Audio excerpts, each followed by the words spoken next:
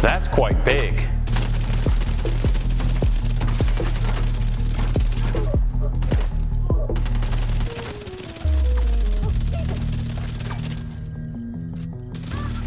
Contaminated gear detected.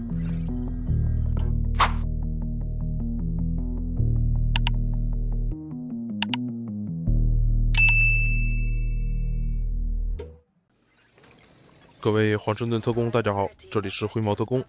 第8年第2赛季的 PVE 暗区一经推出，就有很多特工来私信问灰猫，说在新赛季危房逆火还能不能用？在这里，灰猫给大家一个肯定的回复可以用，而且强度也是挺高的。我也是使用危房逆火在新赛季 PVE 暗区测试了有2天的时间，现在已经达到了一个单刷非常稳定的状态了，所以就来做这期影片，为大家带来第8年第2赛季的危房逆火在 PVE 暗区中的应用以及修改器的搭配。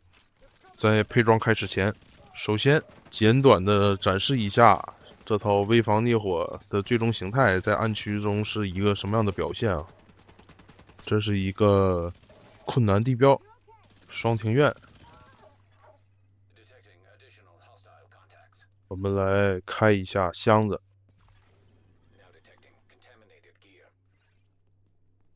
小型样本箱还不错。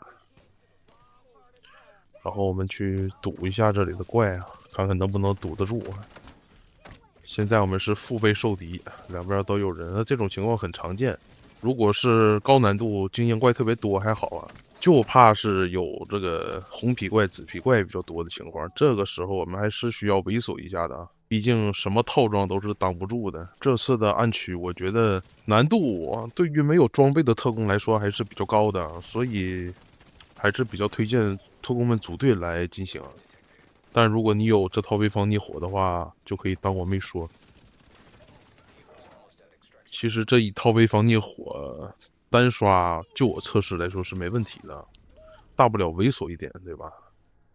好的，接下来是烟水商场的一个地标啊。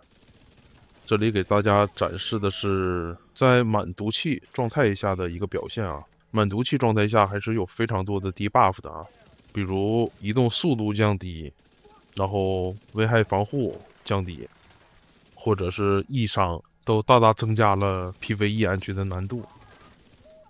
虽说危房逆火的生存能力已经是比较高的了，不过有一些地方还是需要注意一下的啊。总体难度是要比白区难上不少的，也就是说不要太硬刚啊。感觉不对的时候就要躲掩体来缓一缓。前方这里刷了一大批敌人，我们启动主动修改器，攻击弱点也是非常重要的啊。然后交战还是老样子，贴脸打头，这样才能最大限度的发挥这套装备的优势。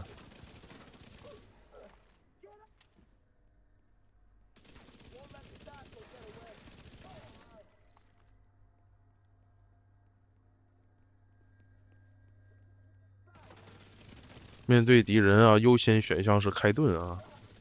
当盾的耐久度不足的时候，就尽量要把盾卸掉，然后要及时的去通过这个怪的弱点，来给这些怪上状态啊，干扰一下他们。不要硬打，硬打的话也是很容易暴毙的。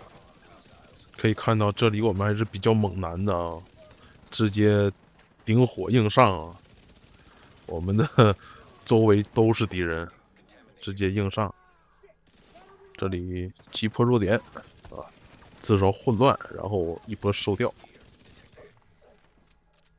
真的，只有经常打暗区的特工才知道这个敌人的走位有多么的烦。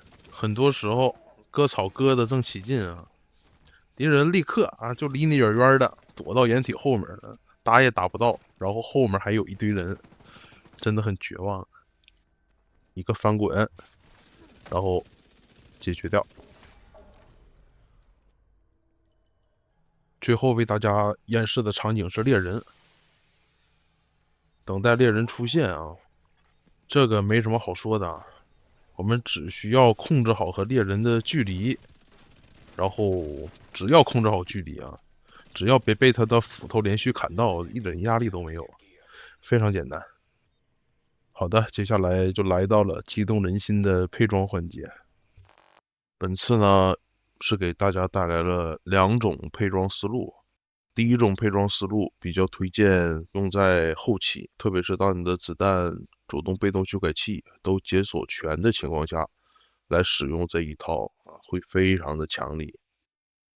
来介绍一下，首先是主武器，不多说了，逆火；副武器随意，手枪鬼魅迅移，面具空心人，这个是一件具名的伊尔，单件品牌加10%的危害防护，2件加10%武器伤害。属性是核心装甲，副属性词条生命值伤害和危害防护，然后插件经防。大家不要在意这个原型装备啊，只需要把它当成普通装备就好了，毕竟在暗区这些加成都是不生效的。接下来胸甲伊尔，核心装甲，副属性是爆头伤害、危害防护，插件经防，天赋威吓。这伊尔甲如果获取难度比较高的话，可以推荐大家来使用这一个锁扣啊，伤害也不会差，单件加10%冲锋加伤害。接下来枪套是 UG 狐狸套，品牌加成，单件加5%总装甲值，2件10%的击杀回复装甲，3件可以给我们30%的危害防护。核心装甲属性微防爆头，呼吸核心装甲副属性是微防和爆头。当然大家也可以多洗一个暴击几率啊，因为我这里是洗到了原型装备换不了词条了，所以我就将就用，把一个红盒换成暴击几率，这样暴击率还会高一点。现在是51%的暴击率，58应该会发挥的更极致一些。然后手套同样是 UG 核心装甲，副属性微防爆率。最后追悼插件经防，追悼不多说了，绝对的 T0级奇特。然后看一下数据，暴击几率52%，就像我之前说的，大家可以把其中的一条爆头换成爆率，这样的话爆率会更高一些。然后看一下危防，这里显示的危害防护是140，不过其中的10%是我的原型装备，暗区不生效，还有30%是给暗区中毒效果留出来的30%，这一点非常有用，因为在暗区最后一阶会有一个混乱的效果，那还是挺难受的，没有办法打，如果没有满位防。这一套呢，它的输出可以比较极致。当然，这一套用在已经是本赛季修改器或者子弹已经完善的情况下来用这一套，会有一个比较好的体验啊，因为生存没有太大的负担。如果大家刚起步，或者说我修改器啊、子弹呢，我都没刷满，怎么办？这个时候我就会比较推荐这一套，这也是最经典的骑士微防精防逆火。这一套的特点就是肉，但是伤害会比那个 UG 狐狸套来的低一些，不过无伤大雅，就是一个肉。这一套为什么肉？因为它插了5个对精英的防御，打据点，特别是打到后期英雄难度的据点，精英敌人数量还是比较多的，就比较需要这个精英防御了。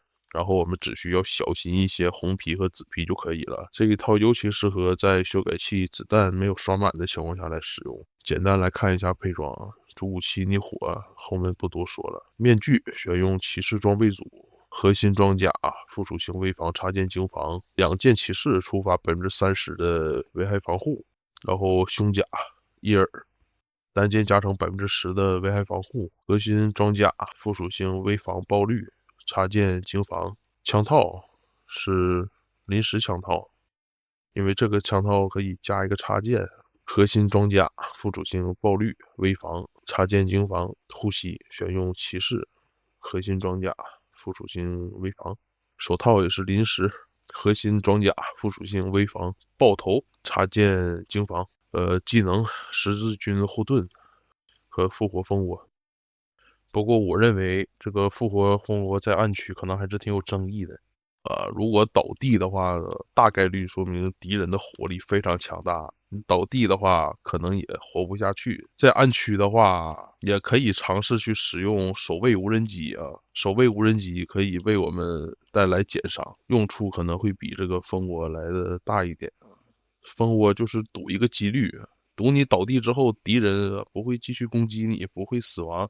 死亡的话，这个蜂窝是救不起来的，没有办法。所以说大家权衡利弊。最后再给大家看一下修改器啊，暗区推荐的修改器啊，输出型啊，我是比较推荐这个气息的。我们使用冲锋枪，在触发这个主动修改器，每层可以给我们3%的暴击伤害和2.5%的装弹速度，还是不错的。或者前期你也可以使用坚不可摧，坚不可摧有点类似于驯鹰人的 Pro Max 啊。这个用不好也是容易暴毙的，所以大家还是谨慎使用。接下来被动修改器，第一个修改器鲨鱼石，这个危防逆火基本是必带啊，提升危害防护30%，在毒性暗区没有10%危害防护，装甲提升5万点，获得比较多的装甲提升，还是不错的啊，进一步增加肉度。接下来我使用的是火化与烈焰。状态效果提升30%，在毒性暗区中，每10%状态效果会额外提升2%的武器伤害，聊胜于无啊，比较稳定的小幅增伤。最后是感染扩散，这个基本也是必带，非常好用的一个被动修改器。这个简单来说，就是可以给敌人上一个易伤的 debuff。然后这个 debuff 上的方式是有点类似于减配版的鼠疫机枪，就是这个瘟疫传染的效果。这个修改器是非常的有用啊，非常核心的用于输出的一个修改器啊。这些就是在本次暗区中比较推荐的修改器。好的，那就说这么多，希望本期视频能对特工们有所帮助。那本期视频就到这里，感谢特工们的观看，这里是灰猫特工，我们下期视频再见 ，peace。